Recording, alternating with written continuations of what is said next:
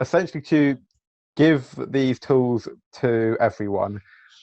In schools, you give these tools to the students so that they can talk to each other and enable each other to feel better and do better. In a workplace environment, teach employees to be more solution focused and enable them to have, even if it's marginally better, it is a better outlook, and it can enable them to do even better work and have a more positive outlook on life.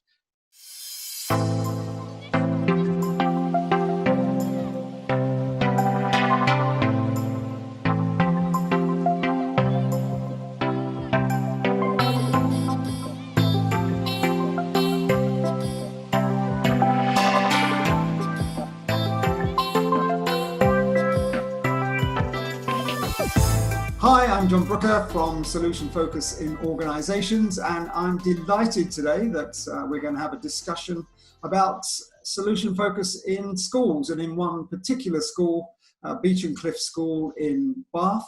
And I'm going to ask my guests here to tell us who they are. So James, would you like to introduce yourself? Yes, good afternoon, everyone. It's a pleasure to be here. My name is James Oldham. I'm Deputy Head Master at Beechen School in Bath. Beechen is a boys' school for boys between the age of 11 and 16, and then we have a mixed sixth form with boys and girls in it. One of my roles is I'm Head of Sixth Form, but I'm also have in charge of safeguarding in the school, and very much part of leading the mental health and well-being support for all our young people and the staff as well. Thank you. And Susie? Hello, everybody. So I work in the sixth form as the sixth form pastoral manager, looking after 400 students' pastoral and wellbeing needs. And I'm also one of 2 mental health champions at the school, and have trained under Tara. And qualified last year as a solution-focused practitioner. Well done, well done. And delighted that we've got one of the pupils as well. So Felix, would you like to tell us who you are? Hello, I'm Felix Selwood. I'm currently a student at Beechen, or currently in quarantine, but I'm learning under teachers there. I have quite a bit of a passion for doing mental health work at the school. Because as a mental health team, I do my best to help out there. Okay, thank you. And Tara? Yes, hi, I'm Tara Gretton, and I am a solution-focused practitioner based here in Bath, and I have the absolute privilege of being a parent of a child at Beechen School. Yeah, that's a big part of my passion, I suppose, for my work with the school. But yeah, I work there 2 days a week as a solution-focused practitioner in the sixth form, and recently been supporting the school to adopt the solution-focused approach across the school. Thank you, thank you. And I'm delighted to say we've got Katy Hankowski and Anna Julia Zabo from both of them in Switzerland, and I'll let you introduce yourselves very quickly as well. So, Anna Julia. So hello everyone, and nice to be here. I'm working as a teacher, also as much solution focused as possible. So I'm always interested in other schools that work solution focused as well.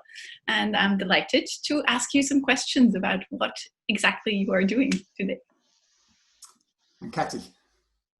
Hi, I'm Katy Hankowski, and half-time solution-focused practitioner. Half of my life I'm doing this.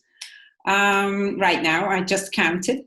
And I'm training teachers in solution-focused way of working with kids. That's probably why I turn up in this situation here with you as an interviewer. And I'm also quite much into networks for solution focus in schools in different countries. I'm originally from Hungary, based in Switzerland, and working quite a lot in Germany too. Okay, thank you very much. So Katy and Anna Julia, I'm going to hand over to you, and I'm going to disappear. So see you later. Oh, very nice to be here today with you. Internationally, James said before, this is his international first of a Zoom call, so we'll make sure this is worth it. Katja and I talked before and we said, suppose we didn't know anything about the background. You just told us a bit about your school, and we would walk into your school. What would be signs? How would we notice that something is different there? There are in my opinion, there are quite a few ways you can notice. In the sixth form, first off, there's a very big notice board right next to the common room, and all over it there's lots of areas you can, I think we have cards there and lots of posters that have phone numbers to call different helplines. There's, I think, cards for Couth.com, which is a website you can go to for support for mental health, and obviously you can often hear people talk about people like Miss Ingram, who's currently on the call, who is sort of like a mother to a lot of the students. She's very helpful, and yeah, you get there's definitely a very big air that shows a lot of people support mental health, and a lot of the teachers do as well. There's also a lot of signs in the lower school to say the same. I'd also say that you'd notice lots of people wearing very special lanyards with the green mental health sign on it, and they're differentiated from the other staff's lanyards. And that those staff that are wearing those lanyards have been trained by Tara in solution-focused techniques and conversations, and they have been introduced to all the students this year through assembly. The lanyards mean you can talk to us, and it doesn't have to be your head of house or your tutor or your pastoral manager. It could just be your favourite maths teacher who wears a lanyard, who would have an initial solution-focused conversation with you. So you'd notice that straight away. I suppose what I really notice about when you go into Beechen is that it has this real openness. A real openness for possibility, and with that openness, a real willingness to explore ways to best meet the needs of the students in every aspect of their lives, and with their staff as well. And being an external person going into Beechen and in a professional capacity, one of the things that I really noticed is how welcome you are. So that real openness and sense of real welcome, and just a real energy and hunger for sort of possibility and useful change. Well, obviously, that's nice to hear everyone say that, because that's certainly our intention. I know when I speak on Susie's behalf, and obviously Tara as part of the extended community that is the staff team, but also, Felix plays an important role in that as well. I think one of the things that we would pride ourselves on a school is about knowing individuals.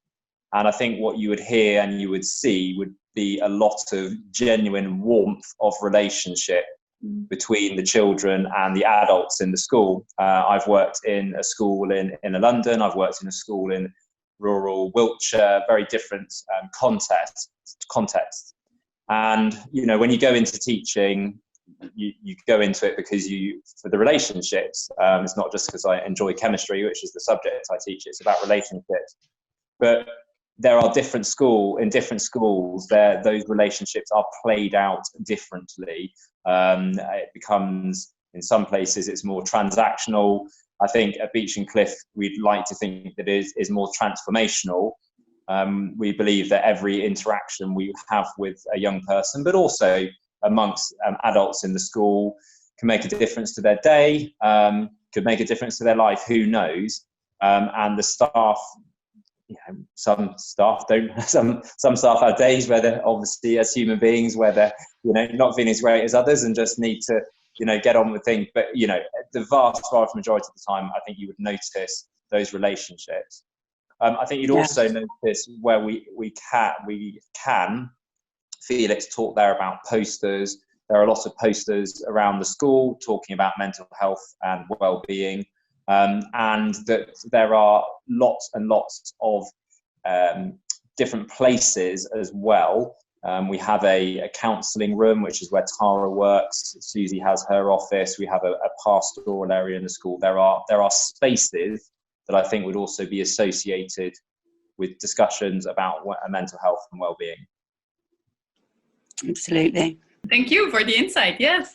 That makes us even more curious for situations or stories. What examples do you think of when you think of your favorite stories around this? I've got one. So 3 years ago, I was scratching my head. Obviously, predominantly a boys' school, but now we do have lots of girls in the sixth form. But most of the people who came to see me about their mental health were girls. And I didn't understand why the boys weren't coming forward. And so with a mental health team, 2 years before Felix's team, I asked the students, what are we doing wrong? Why are the boys especially not coming forward? And they said, we think it's because it's the staff already always talking to the students about where to go to talk if they have problems. And we think it should be the students talking to the students about their experiences and what they did to help themselves to get better. And so that's what we did. And we did an hour-long testimony assembly with the sixth form. And it was transformative. And all of a sudden, the students, especially the boys, started to come forward. A 211% increase in boys in 1 year. And we had to get outside help in very quickly. And that's when I met Tara. I went to a conference and she was explaining about solution-focused practice and how she was piloting it at schools. And I immediately knew that I needed to do this because the speed with which I could speak to all of these students needed to, I needed to be able to do my work quicker and if more effectively, which is what SF does. And so the end of my story is that at the beginning of this process, boys would be scared to come in my room in case they were seen, because that would mean they had a problem. And now you hear boys outside in the corridor saying, hey, miss, where's the counselling room? In front of everyone. They don't care. You'd notice that. They're not embarrassed. They just know they need to go and see Tara.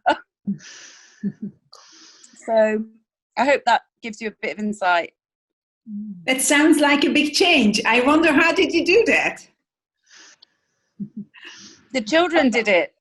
I think I would echo what Susie said there about the power of the children doing it. And related to the other question about what you would notice, I think you would notice that, well, we have a catchphrase in the sixth form, which is care for them like children, treat them like adults.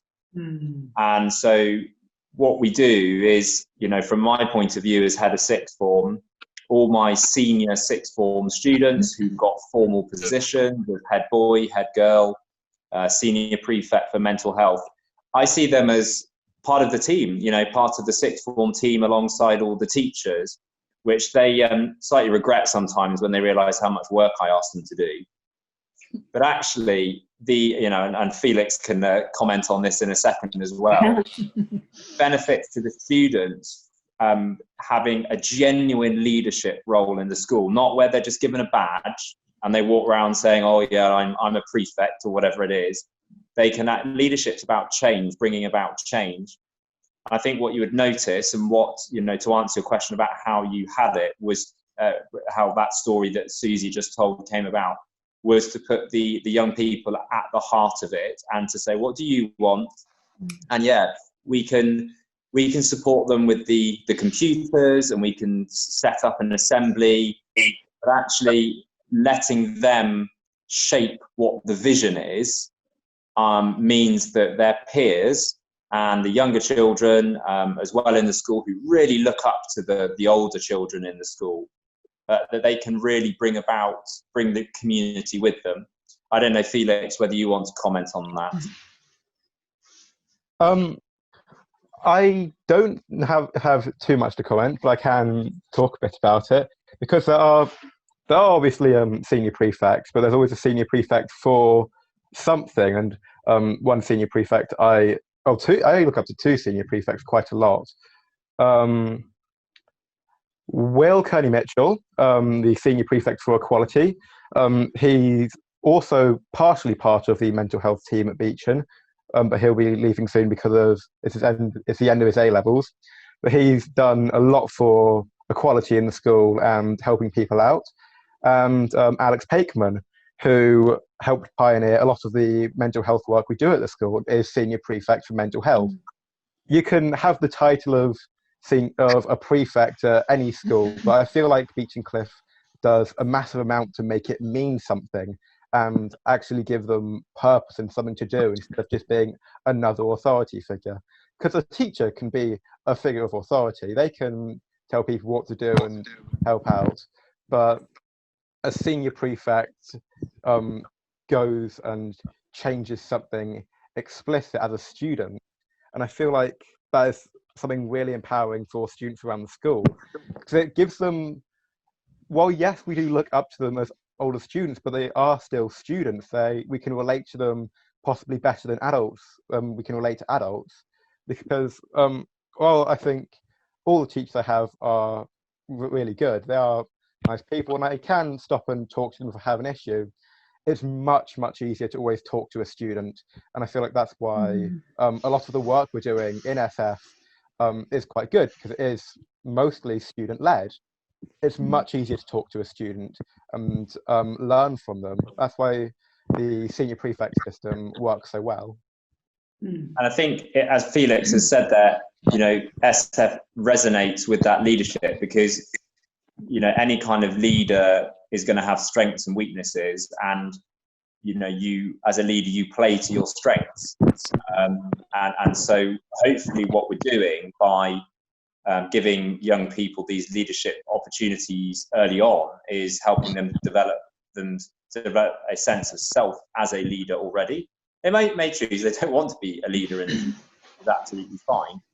But if they have that experience of it, and to be a good leader, you need to have good self-awareness, you need to have good communication skills, you need to have good emotional awareness. So from my point of view, the more of them we give the opportunity to take some leadership, the better. I think the other thing, just building on Felix's comment there, that we've noticed is how many more students talk to us about their peers. I think Susie and Tara would attest to that as well. That we have systems in schools, so this is my safeguarding hat on, for teachers to report concerns of action. So a child maybe has cuts on their arms, which could be self-harming, or they're talking about not feeling great, and teachers are well versed in that. What we're noticing more is that children are coming and saying, I'm a bit worried about my friend, what can I do to help? Could you help out? And that is really good. It's almost like, I don't know whether the word translates into your languages, but it's almost like mental health become cool. Talking about it, and I think that is certainly something that only children can do, because I'm not cool, certainly not to them anyway. Yeah. And I think, just to kind of echo that, is I think how Beechen has offered these opportunities to the students has just really increased their willingness to engage. And I think because Beechen has really embraced the solution-focused approach as well, that they truly feel, well, I hope Felix can answer this, experts in their own lives, and that makes a real difference to how they're engaging in opportunities like the training. And I'm having so many conversations, and during quarantine, with the mental health team, and they're turning up to lots of SF training sessions, really willing to engage and noticing the difference, and already having these conversations with their peers and supporting each other, telling each other about SF during this time as well. So they're really empowered, and really embracing that sense of independence and the fact that Beechen believes in them. I think if we've got time, you asked for stories. I think one of my stories would be about Will Reed, who's one of the mental health ambassadors in the school. He's now a youth advisor for Boys in Mind, which is an organisation that we're heavily involved with, that endorses the SF approach. And, you know, thinking about possibilities, I don't think 3-4 years ago that any of us would have entertained the possibility that a young man would have stood up in the school and talk openly about being gay and about his experience. And Will did that this year, and did it with such confidence, and the response to it was amazing. And when I was sat in that assembly listening to him, I kind of got, you know, tingles down my spine to think, you know, this is incredible that we've got a young man being so open, so publicly open, and it was accepted as well. And you know, there is still you know, prejudice out there, and there are still barriers that need to be broken around sexuality and gender identity, and, you know, all these areas of equalities that are really important. But in terms of that possibility, and that excites me about what further possibilities you know, there could be. So that for me was a real story, that a whole approach to mental health, because I think Will was very involved in the mental health team and the solution focus approach. I think his involvement in that led to that possibility. Definitely. And actually, as a result of that, a sort of byproduct is that many more students are quite open about their sexual identity in the sixth form. And even when he did that assembly, a little year 8, so in England that would be a 12-13, came up to Will afterwards and said that it was the best thing he had ever heard. Because in a boys' school, up until the age of 16, coming out is difficult. And hopefully we're going to start seeing that change way younger.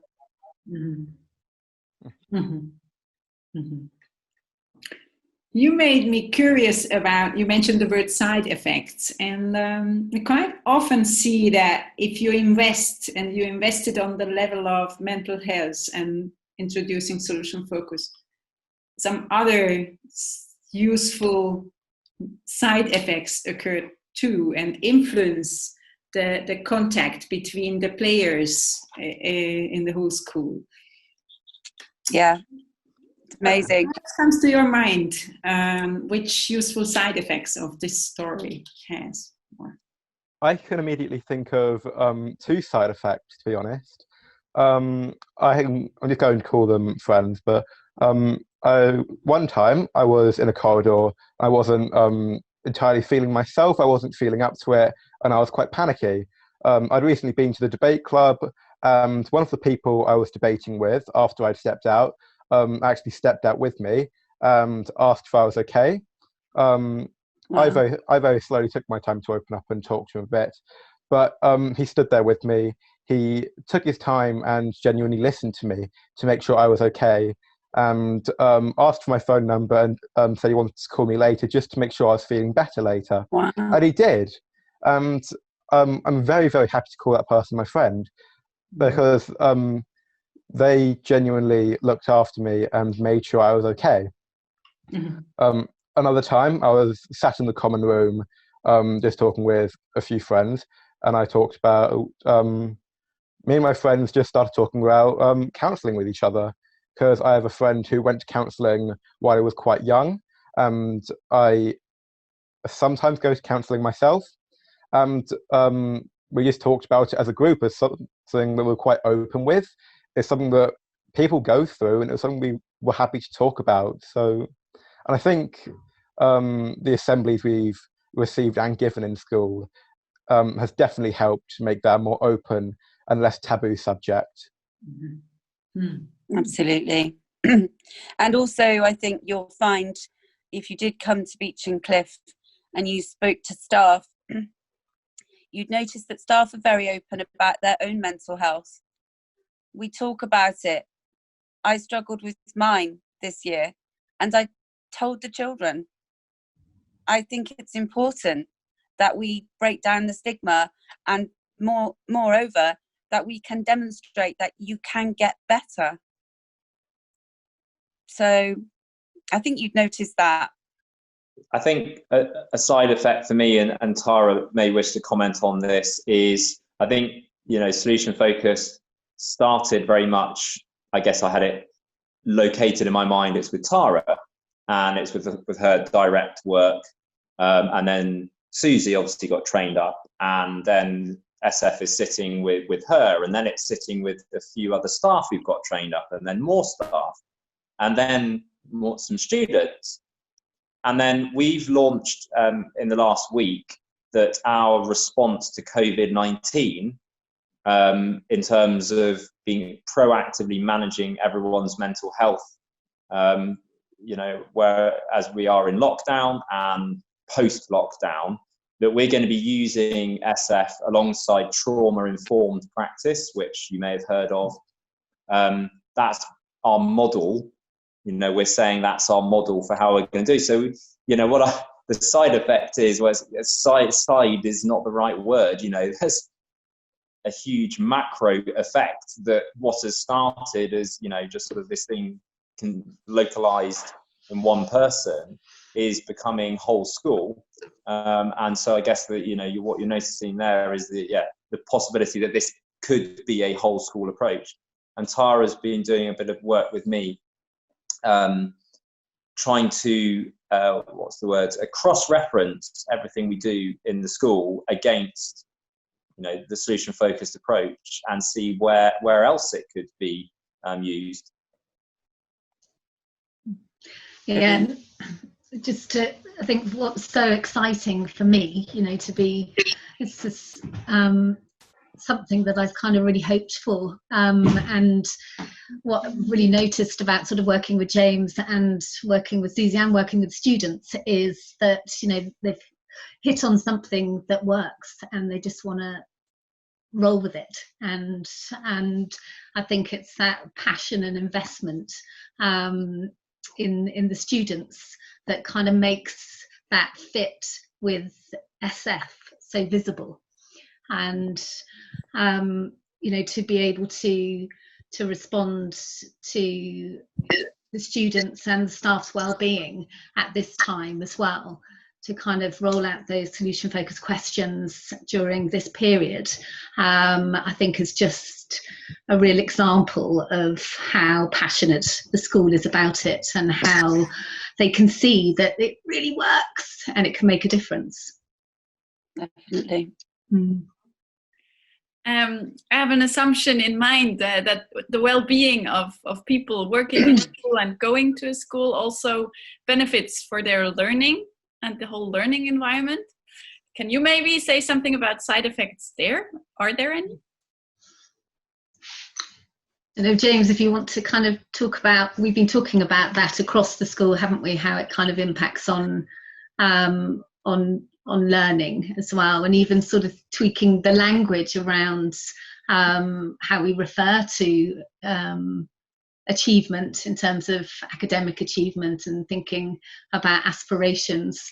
But James, do you want to explain what you're thinking around what difference SF can make to a whole school approach and in the classroom?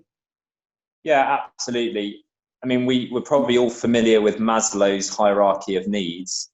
No doubt been updated by now, but actually it is a good one, because children are not going to self-actualize, or whichever way you want to describe it, if they are scared, if they're feeling insecure. And I've absolutely no doubt in my mind that if we get the well-being bit and the mental health bit right, then it will have a positive academic consequence for the young people. I think as well that, I mean, our vision as a school is that we want everyone who comes here to leave as a happy and healthy person who can thrive as an individual and make a positive contribution to society. One of the things that is unique about Beechen Cliff, again with that context, and I will admit I did go to Beechen Cliff myself, so I have to admit that bias, but it certainly had an influence through the the rest of my life as well, is that we are preparing young people for the rest of their lives. We're not just trying to, I mean, I'll be very interested to hear about, the Swiss and, other European education systems. The British education system is quite reduced down to a set of numbers about the number of children passing exams. And whilst that output has a place, obviously, in measuring how well we're doing, it's not really the outcome that we want. I mean, the outcome we want is we want children, when they leave us, to go where they want to for the next steps of their education. We want them to be a good person. We want them to know how to look after themselves and others, and we want them to be positive contributors to society. So, with my teacher brain on, I certainly feel that the more that we can use positive approaches, I mean, all my years of teaching, that positive feedback to children gets a lot more out of them than negative feedback. Certainly the language of aspiration, of hope, of possibilities that Solution Focus brings, I have no doubt has begun already. I used it myself. I was in school yesterday talking to some boys who are in. I've no doubt that it has begun to, but more and more as we make the SF approach more explicit across the school, that it will help. But then it's not just equipping them to get a good set of exam results. It will be about giving them something that they can use for the rest of their lives. And I think that for me is particularly exciting, because it resonates with what we've always wanted as a school, which is not just to be represented by a set of numbers. We want the children, and Felix, hopefully you feel this, because Felix has not been with us since year 7 as well, since the beginning of secondary school, have you, Felix? No, So I haven't. I joined in year 10. Yeah, we want the children to always feel like they've got a bit of Beechen Cliff with them, which is certainly how I feel as an ex-student. And I can think about the values that I were really instilled, not the right word, but that became part of me from being in the school. I wonder, you mentioned this rest of life thing, and I'm curious about the rest of your life outside of the school. How does this experience of being part of it influence you in other organizations, activities, families? If I would watch you, what would you show me? Look, this is my experience from this organization taken over to another context.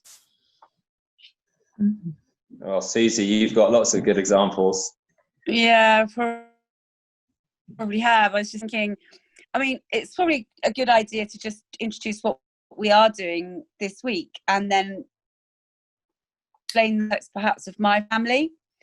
So this week, as part of the sort of mental health strategy whole school approach, all the parents, all the students, all the pupils and all the staff have been asked to consider 3 SF questions that Tara has put together for us all.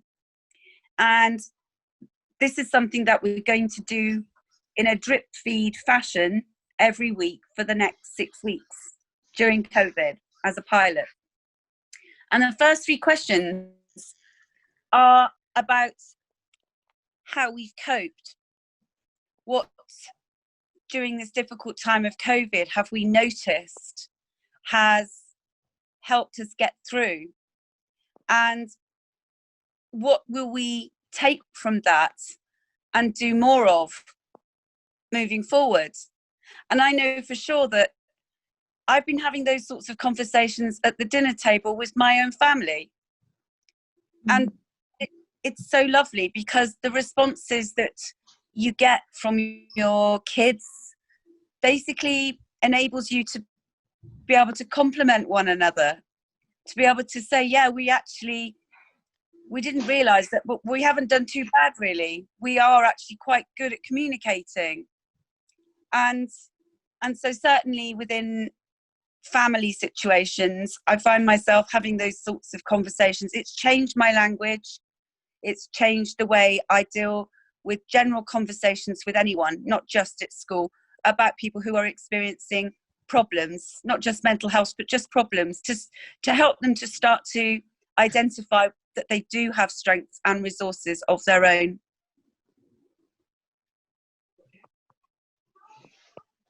Felix, what about you? I'm still at the school, so I'm still going through my own Beechen Cliff phase, if you will. But I do think that a lot of the values and lessons you learn at Beechen Cliff carry over.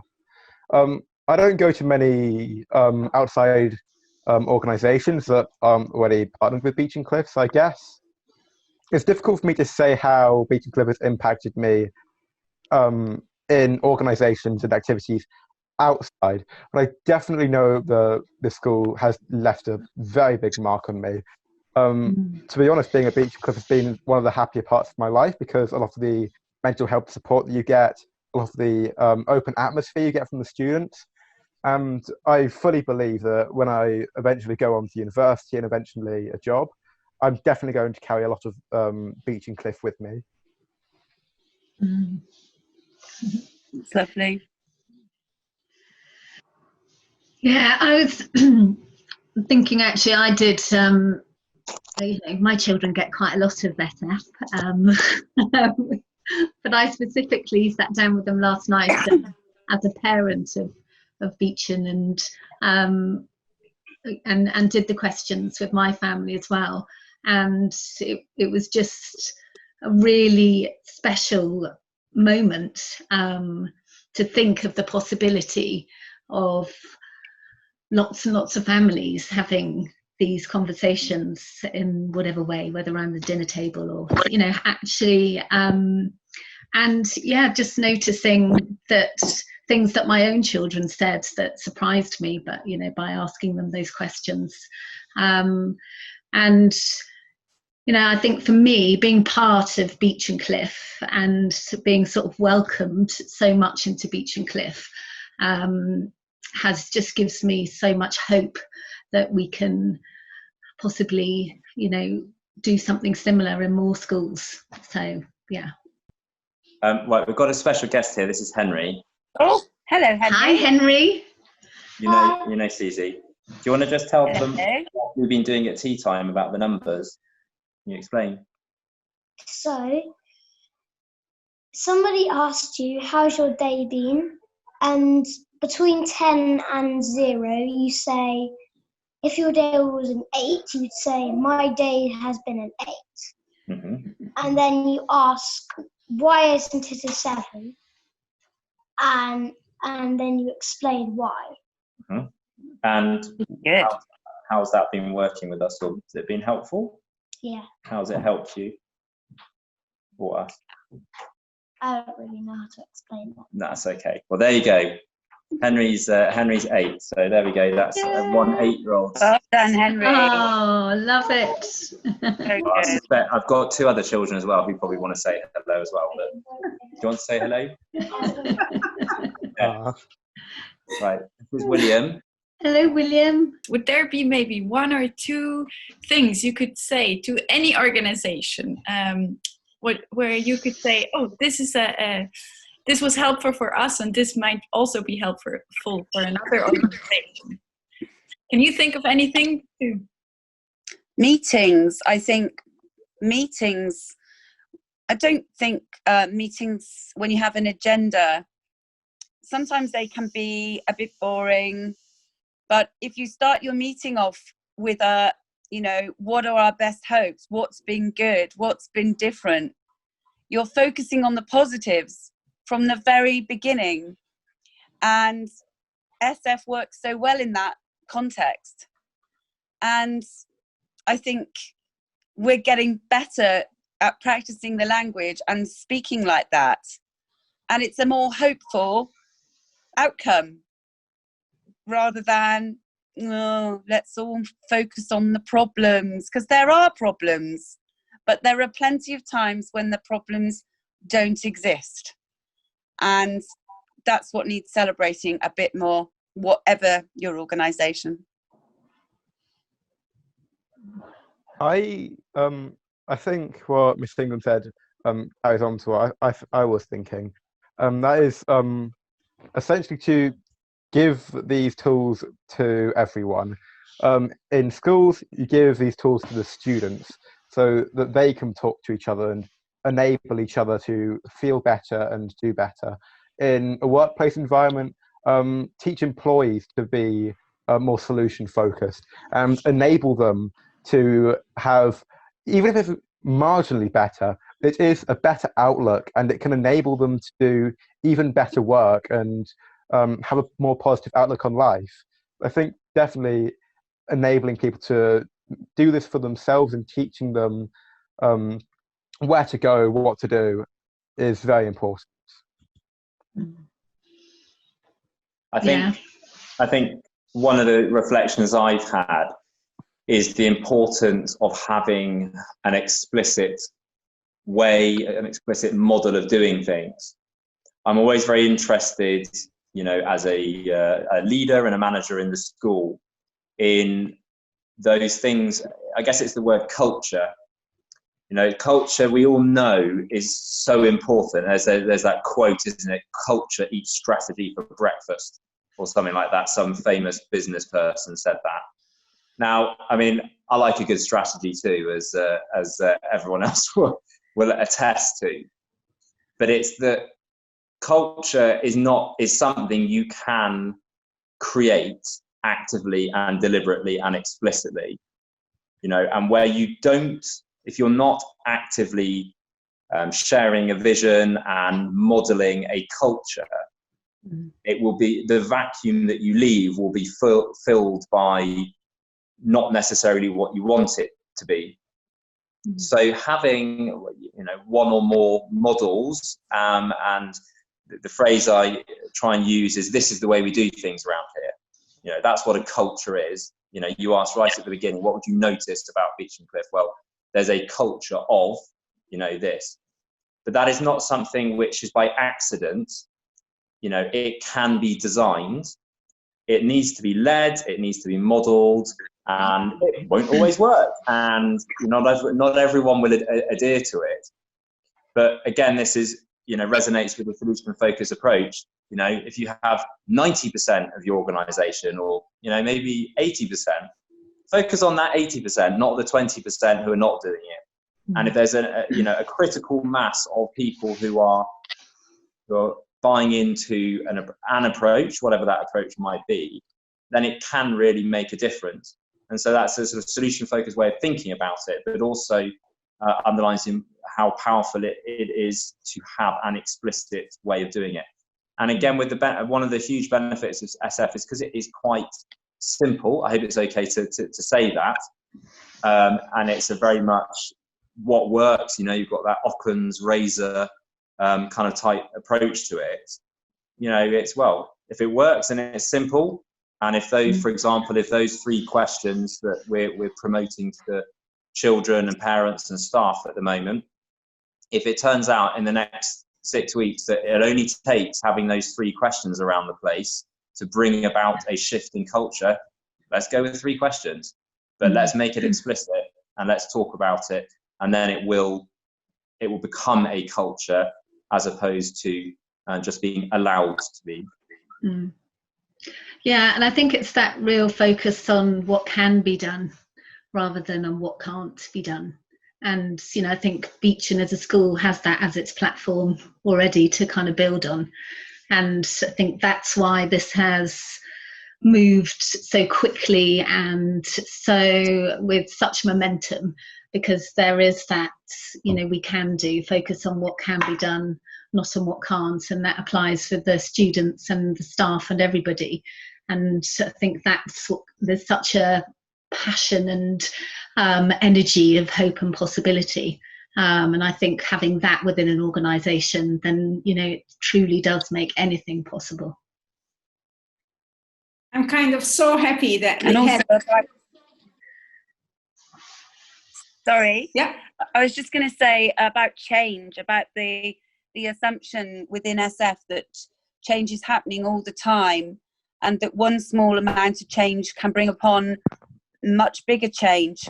When you invite so many within a school community to take part, even with these three questions, you will see change. And I don't think we can even anticipate what that change might look like. But it is positive, and it is non-problem focused. It's very solution focused. Yeah, exactly. Thank you, Jenny. I was looking for the word. I would say it was really great and enjoyable to meet 4 of the best reasons that this happened in this school. I think the people, these guys, such a good reason that it went so far.